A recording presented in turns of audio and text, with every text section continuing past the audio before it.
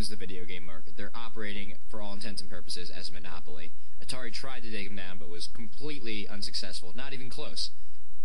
Really, the first bump in the road for them is Sega and the Genesis. Up through the 80s, really, Nintendo was dominating the video game market, killing Sega's Master System, basically installing themselves in almost every kid's home in America. Sega needed to combat that.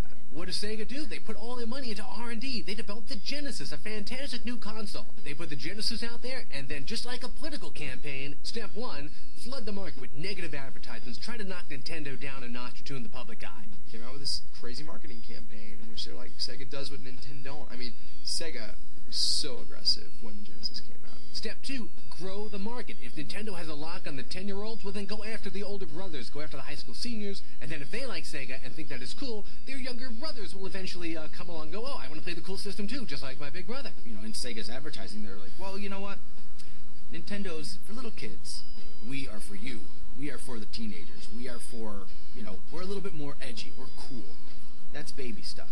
Now, how is Sega going to get their hands on these older kids? Well, they released a lot of sports games. That's always popular with high school and college kids. And then they signed up a lot of celebrities. They had Arnold Palmer Golf. They had Pat Riley's basketball. They had Michael Jackson's Moonwalker. Sega went out there and got a lot of endorsements, a lot of celebrities, and that's something Nintendo had really avoided. Nintendo made a celebrity. They had Mario. They had Zelda. Those were their celebrities. Sega didn't have anything like that, so they had to go out and get people like Madden, Buster Douglas Boxing, Joe Montana Sports Talk Football. Granted, the games may or may not have been great, but they used names that this older group of people would recognize. And they also brought back all the arcade classics like Golden Axe and Shinobi. A 10-year-old's not going to know what these are, but if you're in high school or college, you're going to remember these, and maybe you'll want them for your home system.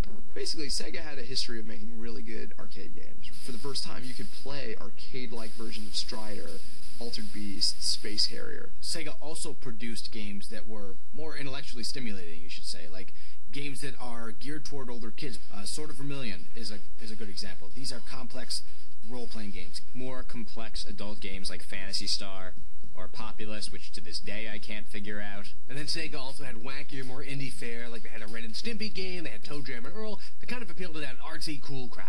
Same with Echo the Dolphin. It's a very original game that's not like anything out there, and there may be a reason for that, but you gotta hand it to them, it's unique. Now everything's going well for Sega, but they're missing one thing. Nintendo, well, they've got mascots. They've got Mario, they've got Zelda, they've got Donkey Kong, they have all these great characters. Nintendo has this cast of characters that have worked their way into people's hearts.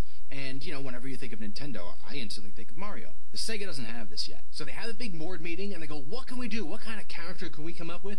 And amazingly, they actually came up with something cool. They came up with Sonic the Hedgehog. It was fast, it was furious, it was kind of out there, it was a little edgy, it had spiky hair, he had attitude, it was everything that was Sega. And it was huge. It was a reason to buy the system, and a reason to buy a new system before the Super Nintendo came out. It's one of the great games. It's canon.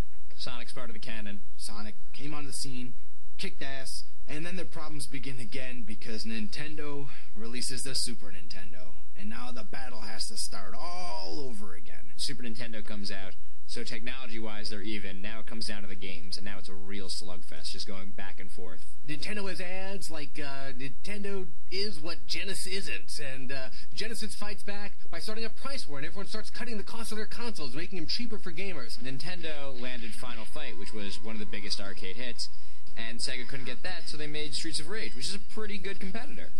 In a lot of ways superior. Sega doesn't have Final Fantasy, so they made Phantasy Star. Now you can go back and forth on which system was actually better or more powerful, but the fact is, the Genesis actually had more fun games come out more often. Nintendo has a lot of big franchises, and they drop one, maybe two a year. These are classic games like Super Metroid or Mario World 2. And of course,